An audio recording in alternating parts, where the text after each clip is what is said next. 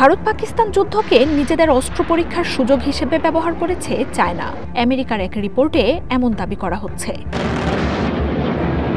এপ্রিলে পেহেলগাম হামলার জেরে গত মে মাসে সংঘাতে জড়ায় ভারত পাকিস্তান। 4 দিনের যুদ্ধে বিপুল পরিমাণ মিসাইল, যুদ্ধবিমান আর ড্রোনের ব্যবহার করে দুই দেশ।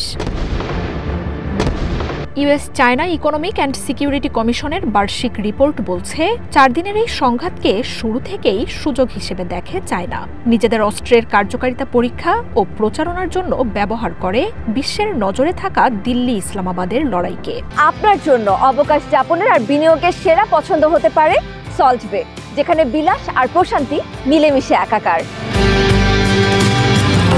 ভারতের সাথেও চায়নার সীমান্ত নিয়ে উত্তেজনা রয়েছে, তাই বিরোধী পক্ষের প্রতিরক্ষা যাচাই ও নিজেদের প্রতিরক্ষার দিকগুলো বিচার বিশ্লেষণ করে বেইজিং। 2 দশক ধরে সমরাষ্ট্রে আধুনিকায়নের প্রচেষ্টায় নেমেছে চায়না। পাকিস্তানের এই সংঘাত প্রথমবারের মতো যুদ্ধে চায়নার সমরাষ্ট্রের কার্যকারিতার পরীক্ষা হয়ে আসে, যেখানে HQ-9 air defence system, PL-15 air two air missile, J-10 fighter jet প্রথমবার সত্যিকারের যুদ্ধে নামে। ভারতের সাথে যুদ্ধে এসব অস্ত্র ব্যবহারে সাফল্য মেলে।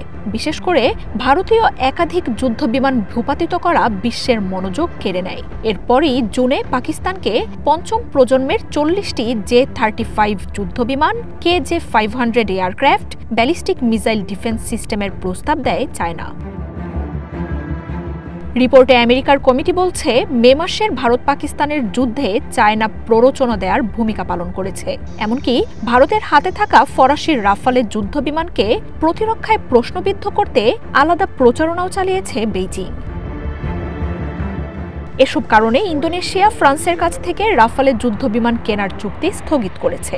তবে ওয়াশিংটনের এই রিপোর্টকে ভিত্তিহীন বলে উড়িয়ে দিয়েছে বেইজিং। দেশটির পররাষ্ট্র মন্ত্রণালয় বলছে, কথিত এই কমিটি বহু আগে থেকেই চায়নার বিরুদ্ধে অপপ্রচারের কাজ করে আসছে। মার্জিয়া উপমা, ওয়ান ইন্টারন্যাশনাল ডেস্ক।